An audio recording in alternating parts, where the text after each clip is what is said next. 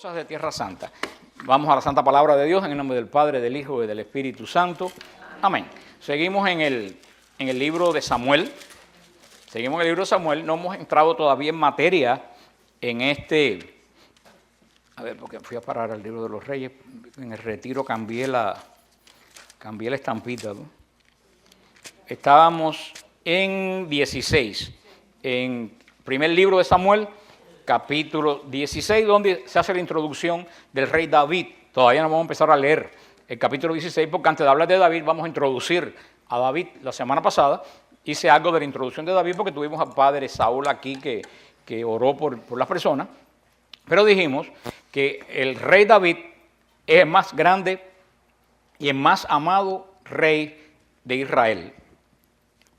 David es un personaje central, igual que Moisés y Abraham. David es un personaje central y David es un anuncio prácticamente de la venida del Mesías, porque se recuerdan que yo les dije cuántas generaciones había de David al Mesías. 14 generaciones de David al Mesías. Y se recuerdan dónde, yo les dije dónde yo aprendí eso. ¿En catecismo? No, en Belén. Se recuerdan que le dije que fue en Belén, porque le dije que en Belén, en el lugar que nació Cristo, hay una estrella de 14 puntas que señalan las 14 generaciones que hubieron. Es que son 14 generaciones que hubieron del retorno del exilio, del rey David al exilio, y 14 generaciones del regreso del exilio al rey David, y 14 generaciones del rey David a Jesús. O sea, por eso es el número 14, y tiene que ser el número 14. ¿El número 14 es múltiplo de qué? De 7. De 7. 7 y 7, pacto. El gran pacto, dos pactos, el primer pacto y el segundo pacto, 14. El pacto de Israel y el pacto de nosotros, el pacto completo. Muy significativo cuando tú te das cuenta. Y así está en la cueva de Belén, está la estrella de plata que dice: aquí nació Jesús de María la Virgen, con 14 puntas. Nació en 1040 antes de Cristo. Al rey David se le menciona unas 800 veces en el Antiguo Testamento y 60 en el Nuevo Testamento. Y junto con Salomón, que también lo vamos a estudiar, es uno de los monarcas más famosos del mundo. Como vimos la semana pasada, era el menor de 8 hermanos. ¿Se recuerdan? 7 más 1. El pacto más el que comienza un nuevo pacto, porque de David va a descender Jesús. ¿Se acuerdan todo lo que hablamos? Que Samuel vino a Belén, ahí que aparece Belén por primera vez en la Biblia. ¿Se acuerdan qué quiere decir Belén en hebreo? Casa del pan, Betlehem. Y en árabe, casa de la carne, Betlehem, casa de la carne. O sea que en dos idiomas que se detestan uno al otro, en uno quiere decir casa del pan y en el otro, casa de la carne. Jesucristo que toma forma de pan, que se transforma en su propia carne. En dos idiomas que no tienen nada que ver uno con el otro, los dos se refieren el nombre de Belén al nombre de Jesús. Vimos cómo pasaron todos los hijos, los 7 hijos del padre de Saúl, y ninguno el Señor dijo que era. Y ¿se acuerdan que preguntó Samuel a Jesé, te falta uno? Y dijo, bueno, hay uno, el más chiquito que está cuidando ovejas, que era un niño y no tenía importancia ninguna. Y el Señor dijo, ese es. Y dijimos la famosa frase, la frase más famosa del capítulo 16 de 1 Samuel. ¿Se recuerdan cuál era? Los hombres miran la apariencia, Dios mira el corazón. Samuel se fijó en el hijo grande y fuerte y hermoso, el primogénito que tenía la heredad de todos los territorios. El Señor no se fijó ni en el grande hermoso, nada. El Señor se fijó en el más pequeño, en el que nunca nadie, ni siquiera su padre, se le ocurrió pensar que ese es el que iba a ser nada más y nada menos ungido rey de Israel. La figura del rey David como hombre y como rey tiene tal relieve en la historia del pueblo de Israel que es un tipo del Mesías. Acuérdense que hemos visto que Jesús tiene muchos prototipos en el Antiguo Testamento, prefiguraciones. ¿Se recuerdan a alguien que haya sido prefigura de Jesús en el Antiguo Testamento? Isaac, que cargando su leña subió al sacrificio llevado por quién, por su padre. ¿Quién más? José, que fue vendido por sus hermanos y fue rey. Melquisedec, el sacerdote rey que ofreció pan y vino. ¿Quién más? Josué, Dios salva, el que cruzó el pueblo de Israel a la promesa. ¿Quién más? Nos queda Moisés, el liberador. Moisés. Hay muchas prefiguras de Cristo en el Antiguo Testamento. Pues toda esta prefigura de Cristo, una de las más sobresalientes es la de David, porque de David nace la raza de Jesús.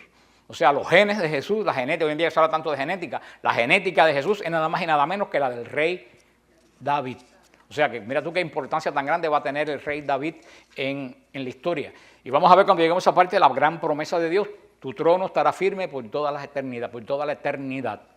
O sea que sabemos que se refiere a Dios, porque ¿qué humano puede sentarse en un trono eternamente? Hijo de David. Sí, hijo de David, pero dice tu trono, la gran profecía es: tu trono estará seguro por toda la eternidad. Vamos a ver que Natán le dice 1020 años antes de Jesús, le da esa gran profecía, que de ahí nace la esperanza del Mesías de Israel, que el Mesías va a venir de la casa de David. Por eso dice la profecía de Miqueas: y tú, Belén de Éfrata, no eres la más pequeña, eres pequeña en tamaño, pero de ti va a nacer el Redentor de Israel. O sea que ya muchos siglos antes de Cristo sabían que el Mesías iba a nacer en Belén. ¿Y por qué el Mesías iba a nacer en Belén? No, porque David, la familia de David es de Belén.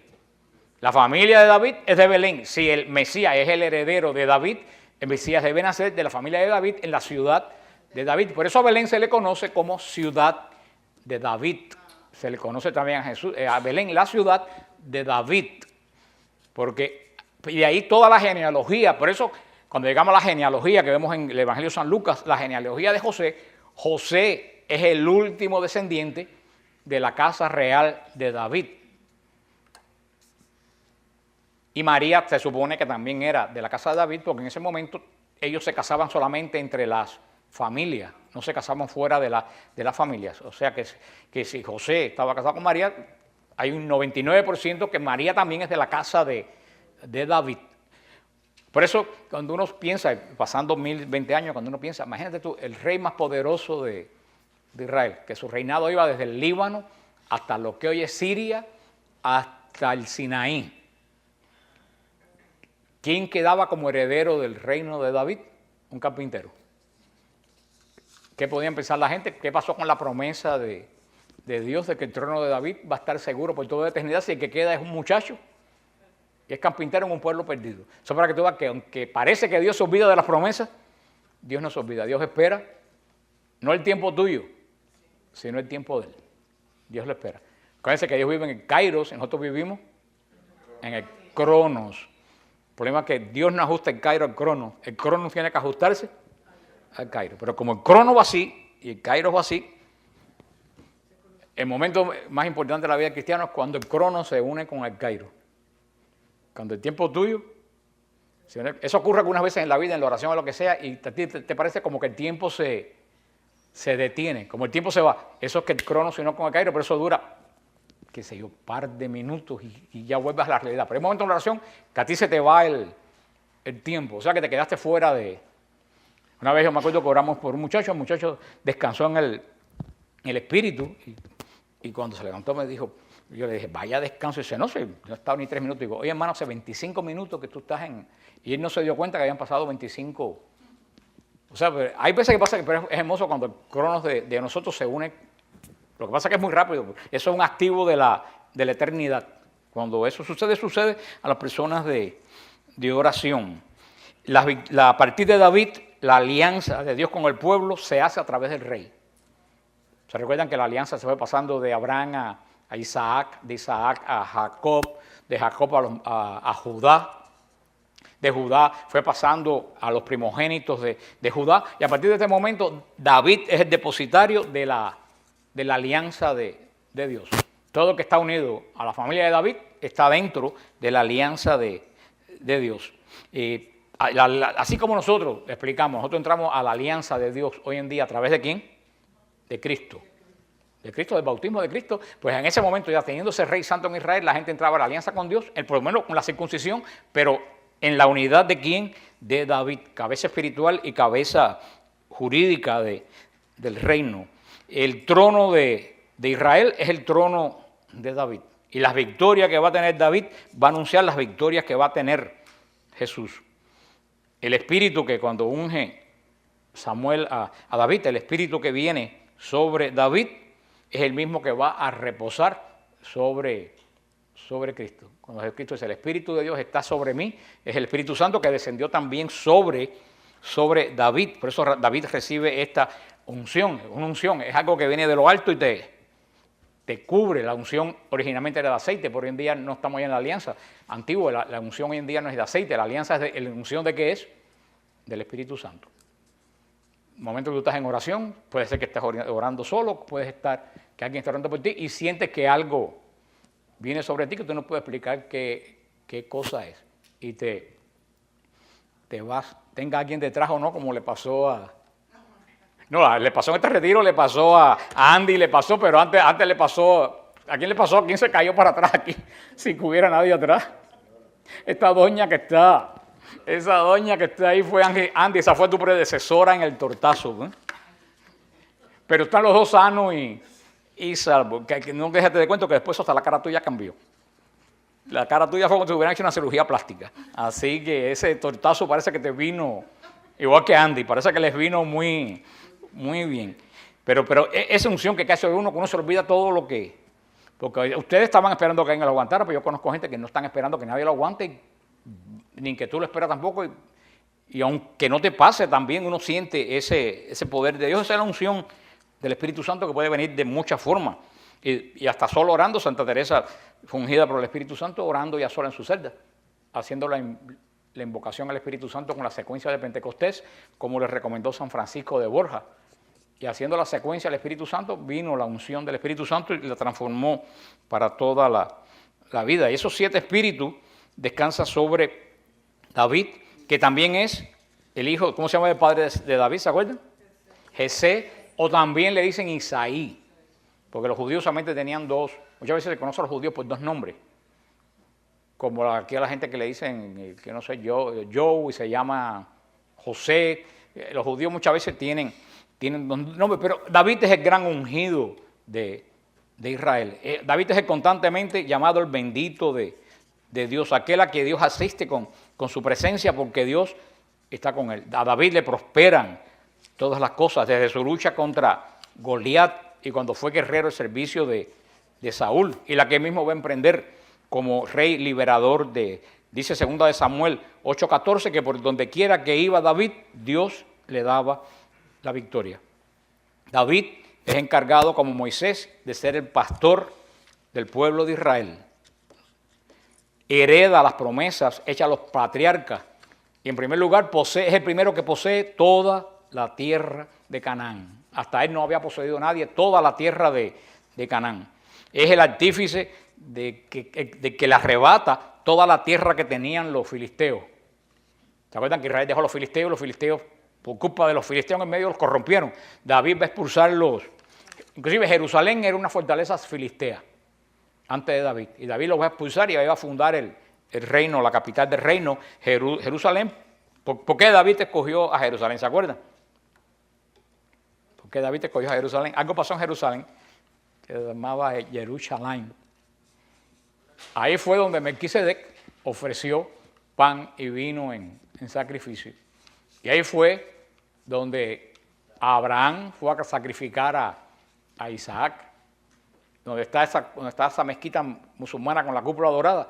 Esa es la punta de Monte Moria, ahí estaba el Santo de los Santos, y ahí el Santo de los Santos estaba ahí, porque ahí fue donde Abraham llevó a Isaac para ser sacrificado, donde el Señor le dijo, cuando él dijo, Dios proveerá. O sea que por eso ese lugar era muy significativo en la historia del pueblo de Dios.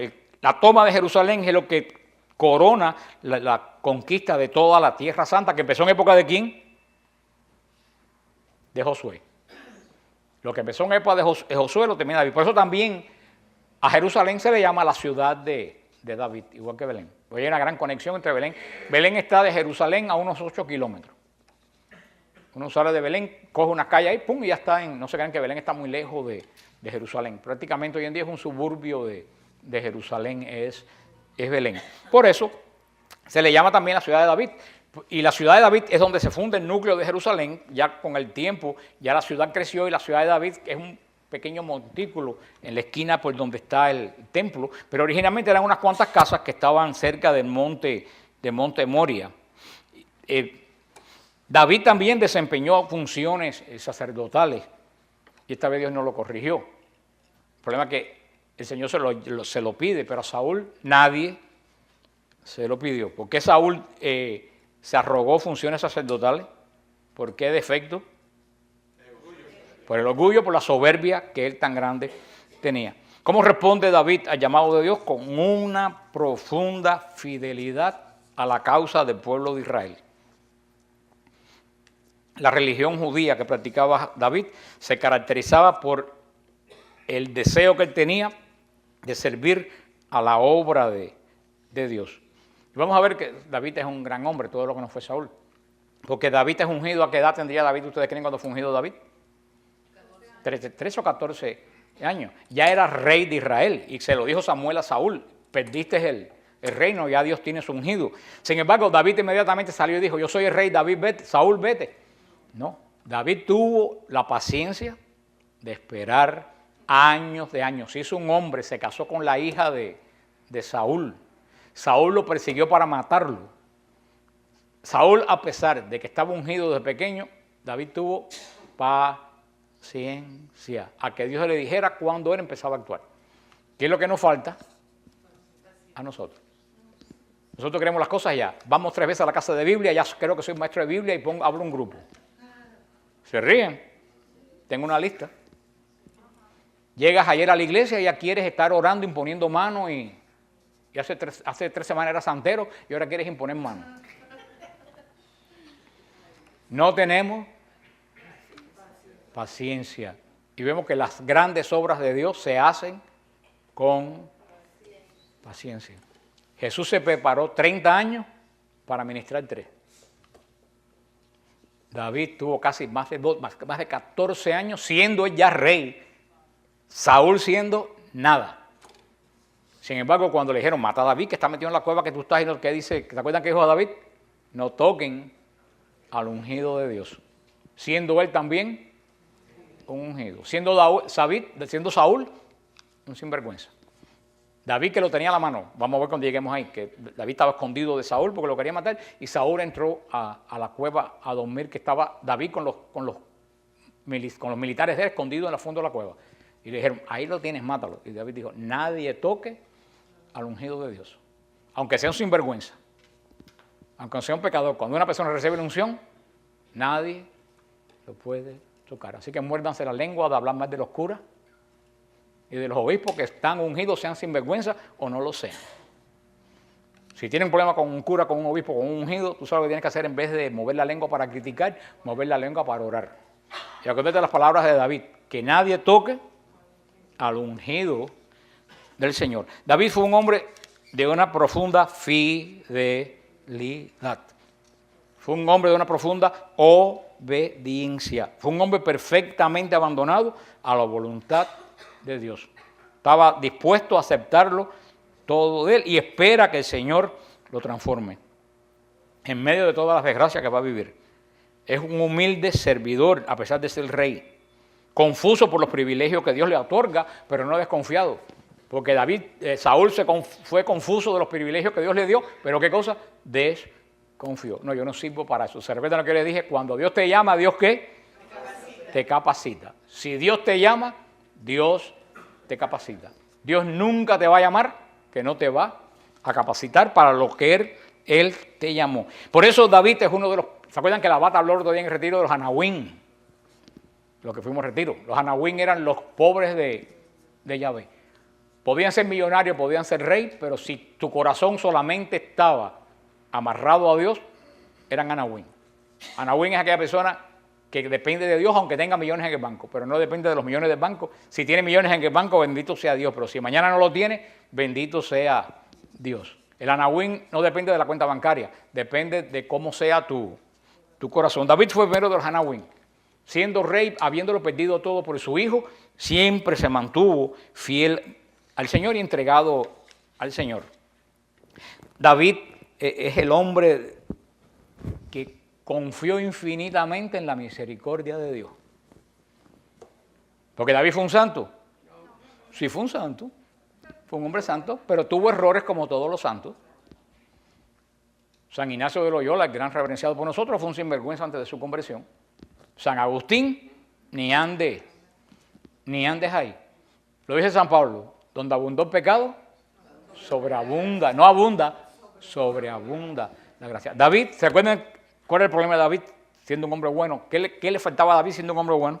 La gracia. David no tenía la gracia. ¿Por qué? Porque desde el pecado hasta la cruz, ningún hombre tuvo la gracia. Y se lo dije a ustedes la semana pasada, si nosotros con la gracia fallamos continuamente, imagínate un hombre sin absolutamente nada de gracia. Bastante bueno. David fue mejor mucho que todos nosotros. Pero David cometió errores. Sí cometió grandes errores. Sobre todo lo que pasó con Urías. Y vamos a verlo después. Por quedarse con la mujer de Urías. Pero ¿sabes lo que fue un gran pecador? Porque él causó la muerte de una persona y el Señor lo reprendió grandemente y sufrió las consecuencias del pecado en su familia. Porque ningún pecado se queda, no sin castigo de Dios, sin consecuencias. Pero cuando David peca con Urías, escribe el salmo más hermoso de toda la Biblia, el Salmo 50. Misericordia, Señor, por tu infinita bondad, bórrame mi culpa, limpia mis pecados. Aunque mi vida esté como la grana roja de pecado, tú la dejas blanca como la nieve. Infúndeme. Ese salmo salvó a David, porque David era una persona que conocía el corazón de Dios. Y David sabía que lo que hablaba del corazón de Dios, ¿qué cosa es? La humildad. Y siendo un gran pecador, fue un gran bendecido y uno de los grandes reyes de Israel. Nosotros tenemos un mal concepto de Dios. Nosotros pensamos que no conocemos a Dios. Pero si tú no has conocido a Dios y tú no conoces la misericordia de Dios, vas a actuar como Saúl, no como David. Mucha gente piensa que Dios está sentado en su trono sumando un pecado, 2 buenas obras, 3 pecados, 4, al final suma, hay más pecados, te condenaste. Si ese es tu Dios, mira hermano, vete por otro lado que aquí estás de sobra. Estás perdiendo la vida como creyente. El Señor se lo gritó desde el primer momento de la historia de la alianza a Moisés. Y yo lo digo todas las noches aquí. ¿Qué le gritó Dios en la cara a Moisés? Yo soy Dios lento a la ira y abundante en misericordia. Lo que nos mata es la falta de misericordia en Dios. Posiblemente tu vida de creyente es una miseria por no confiar. Yo conozco, y muchos de ustedes conocen a esta persona que nosotros tratamos cuando estamos en San Gil, y ayudarlo porque él decía que Dios no lo podía perdonar, porque el hijo de él murió de sida, era gay, y él decía que el hijo era gay por culpa de él porque él era mujeriego. Y tratamos de explicarle, el hijo tuyo iba a ser gay, fueras tú un padre ejemplar o tú no fueras un plan, eso fue una decisión personal. Él decía que no, y se aturdió tanto que Dios no me perdona, que cogió Alzheimer y con 61 años se murió. Y lo más triste del caso es que se murió seguro de que Dios no lo había perdonado. Y ese es el pecado contra el Espíritu Santo, que no se perdona ni en esta vida ni en la otra. Y también tú sabes qué cosa es eso, soberbia. Yo soy tan malo que Dios... Y esto no es un llamado al pecado, pero antes que tú peques, Dios sabe lo que tú vas a hacer. Y sin embargo te sigue amando. Esto es un llamado al desenfreno. Es un llamado que la idea que tenemos de Dios no es Dios. Si Dios hubiera sido como nosotros pensamos, un Dios lleno de la ira, David se hubiera desaparecido por lo que hizo. ¿Qué tuvo que hacer David nada más para reconquistar a Dios? Misericordia, Señor, por tu bondad. No porque yo soy bueno, porque tú eres bueno. Por tu inmensa compasión, borra mi culpa. Eso salvó a David. Hasta que no confiemos en un Dios que es abundante, no que es misericordioso, que es abundante, rico, como dijeron por ahí, en misericordia, no vamos a tener una vida espiritual sana. Y David, eso es ejemplo, David, en toda la Escritura. Un hombre con fallos, con problemas, pero tenía la mejor de las virtudes. ¿Cuál era la mejor de las virtudes? La humildad. Porque es que la vida del cristiano es como un matrimonio con Dios. Usted dicho dice, uno se casa para ser. Parece que ustedes ni se enteraron para qué se casaron. Todos estarán divorciados. Uno se casa para ser feliz. Eso se dice siempre. Tú te casas para vivir el matrimonio como un infierno. Se supone que tú te casas ¿para qué? Para ser feliz, porque la felicidad nace del amor. Y si tú estás con la persona que tú amas, es que debes estar feliz. Y si tú tienes una relación de amor la relación es feliz, la felicidad se espanta cuando empieza lo que hablamos en el retiro, el ego mío a imponerse sobre el ego del otro, que fue lo que hablamos en el retiro. Eso daña la relación y entra el litigio. Así pasa en la vida, en la relación con Dios. Tú tienes una vida de creyente para tener una vida con Dios feliz. Cuando tú tienes una vida con Dios de angustia y turbulento, tú no tienes ninguna relación con Dios todavía. Porque Dios te quiere feliz. En el matrimonio, que no están felices se divorcian, pero con Dios si te divorcias tienes un problema. Pero sí conozco mucha gente que tiene una vida de angustia, que fue lo que le pasó a Lutero. ¿Por qué Lutero se fue de la iglesia? Porque tenía una vida de angustia con el pecado y se fue por lo más fácil. La fe. Eso es lo que basta, no basta. Él se liberó de otra forma. En vez de acogerse a la misericordia de Dios, se acogió a lo que él pensaba. ¿Cómo se llama eso? Soberbia. Además está la frase del apóstol Pedro, que es la frase que a mí más me encanta del apóstol Pedro. La caridad cubre multitud de pecados. Nunca se olviden esa frase. La caridad cubre. Y no es la caridad de dar $1 a un mendigo. Es la caridad del amor que Dios me da a mí y que yo transmito a los demás, porque tengo a los demás. San Pedro dice, la caridad cubre multitud de pecados. Una persona llena de caridad, cuando el Señor va a mirar los pecados, antes de mirar los pecados, ¿sabe qué es lo que mira? La caridad. Por eso me dijo una vez un amigo mío, ya entiendo por qué tú siempre estás ayudando a la gente. Digo, claro, ¿tú crees que yo soy bobo? Si yo sé que hay algo que cubre mis pecados, pues vamos a hacerlo lo más que pueda. Pero David es el rey ¿de qué? De la profunda misericordia.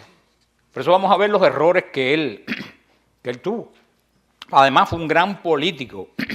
Se granjeó la simpatía de todo el mundo en la corte del rey Saúl. Y para cómo fue un artista, fue un gran cantor.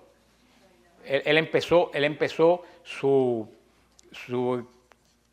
éxito en la corte del rey Saúl porque Saúl lo poseía en espíritu. Y cuando a Saúl lo poseía en espíritu, David cantaba con el arpa. Y entonces Saúl él cantaba los salmos y Saúl se aplacaba. Por eso que empezó a ser notado en la corte. Fue un compositor de salmos, es el que compone casi todos los salmos que tenemos en el Salterio. Tanto de alabanza. Cuando veamos los salmos, vamos a ver que cada salmo surge en una etapa de la vida del rey David. Cuando es perseguido por su hijo, hay diferentes etapas de los salmos. Van a hablar del estado de ánimo de salud. Un profundo poeta, un gran músico, por eso siempre lo ponen con una arpa. Es el rey que cantaba alabanza de Dios. Como dije aquí por ahí, el rey no solo que no es que danzaba, es que se dejaba guiar por el Espíritu de Dios. Cuando llevaban el arca a ponerlo en el templo, su alegría era tal que él danzaba delante del arca. Y su esposa Mical, que era de la alta aristocracia, porque era la hija de Saúl, lo miró y lo dice una frase terrible. Va a decir, vamos a leer que dice que Mical despreció en su corazón a Saúl. ¿Por qué? Porque lo vio danzando delante de Dios. Y dijo, tú eres el rey de Israel y vas danzando entre las chusmas esas, no guardas tú. Y dice la palabra de Dios que Mical en ese momento se volvió estéril y nunca parió. ¿Qué quiere decir volverse estéril en la Biblia? Quedarse fuera del pacto. Dios la sacó del pacto. Ten cuidado cuando tú juzgas a alguien que está bajo el poder del Espíritu haciendo algo. La primera lección que yo aprendí cuando empecé en las cosas del Espíritu, que cuando tú no entiendas algo del mundo del Espíritu, mejor cállate antes de hacer un juicio que te pueda sacar del pacto. Yo se lo decía el otro día a una persona que estaba jugando conmigo, un amigo mío que estaba jugando conmigo, y le dije, tú no me vas a escandalizar a mí porque diga nada del Espíritu Santo, porque si te hace una broma al Espíritu Santo, tú eres el que está en candela. Tú no sabes con quién tú te estás metiendo. ¿Y qué actitud tuvo Mical? La que tiene mucha gente en la iglesia. Esos carismáticos están danzando, tienen las manos, son unos, la gente, las chusmas que no entiende nada. Eso fue lo que dijo Mical y se quedó fuera de la alianza. Porque Dios prefiere a un David mal vestido danzando delante del arca que a una Mical llena de joyas en la ventana, sin hacer nada, criticando a todo el que está sirviendo a Dios. Ahora vamos a preguntarnos en la iglesia quién es Mical y quién es David. David, ya terminando, porque nos quedan 5 minutos. El Mesías, ¿qué es más importante? No hay nada más importante que David. El Mesías desciende en línea directa de David. Este éxito de David hubiera podido pensar que él había realizado ya en todas las promesas de Israel. Sin embargo, David siempre mantuvo su corazón pegado a la tierra. Y de aquí surge ya lo que se conoce el trono davídico. ¿Cuál es el trono davídico? El trono en que hoy en día está sentado Jesús.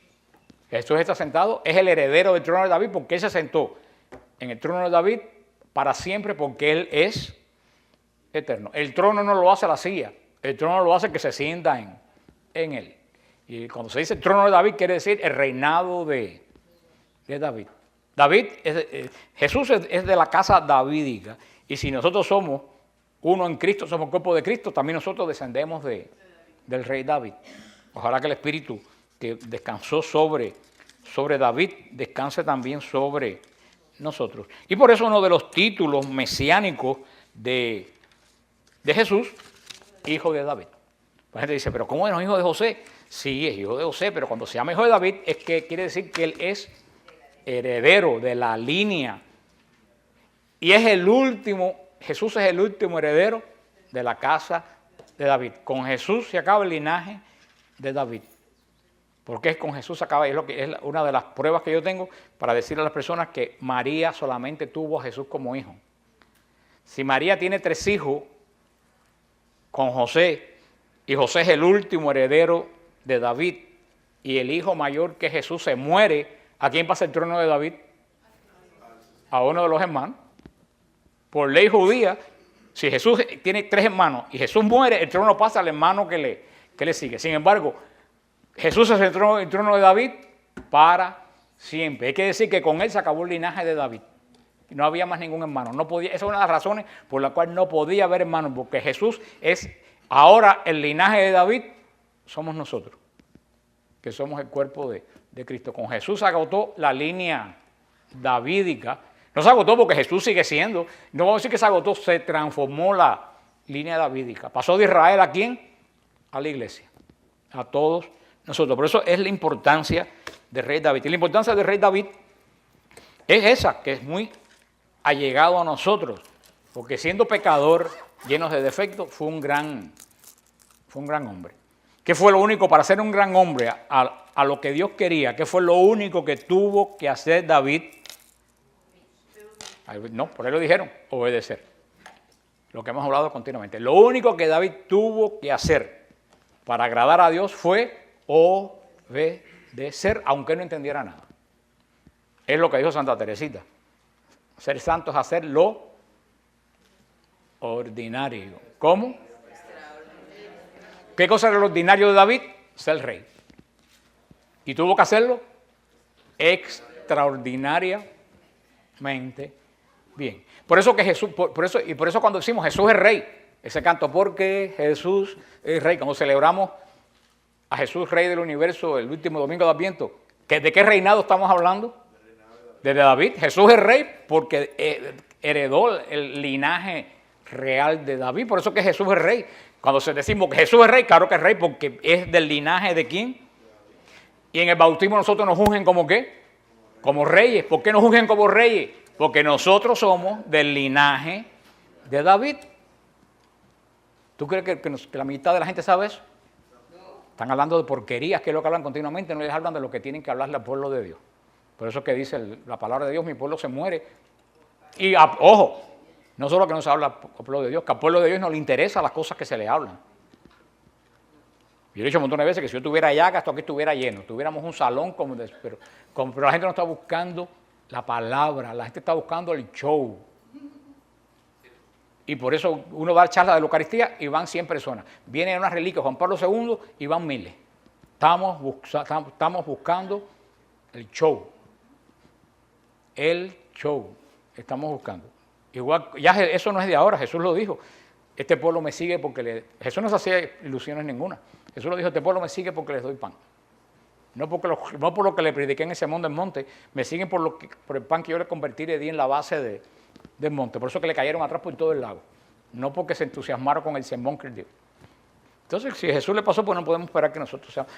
La iglesia se tiene que mantener como en la época de David. ¿Tú sabes con qué se tiene que mantener la iglesia? Con anahuines. Con personas que pongan su confianza. Todo en Israel eran anahuín. Mentira. Los anahuín eran los mínimos. Eran una pila de gente, como hoy en la iglesia, llena de gente que no le importa nada, y un grupo de anahuín. ¿Qué anahuín conocemos de la época de Jesús? Isabel, Zacarías, Juan Bautista, Simeón, Ana, por supuesto María ni contar, José. Esos eran los anahuines en la época de Jesús. En un pueblo de 1 millón de personas. Habrían a lo mejor 100, 200 gente. Y de ahí, por haber más de 10 justos, el pueblo siguió adelante. Así que en la iglesia lo que hay que tratar es que los anahuines no se extingan. Que haya una gran masa que no sepa dónde va ni qué hace y que pierda su tiempo espiritualmente, y un grupo de gente que sea anahuín y que quiera mantenerse fiel al Señor. Bueno, que el Señor nos haga como David, en el nombre del Padre, del Hijo y del Espíritu Santo. La semana que viene...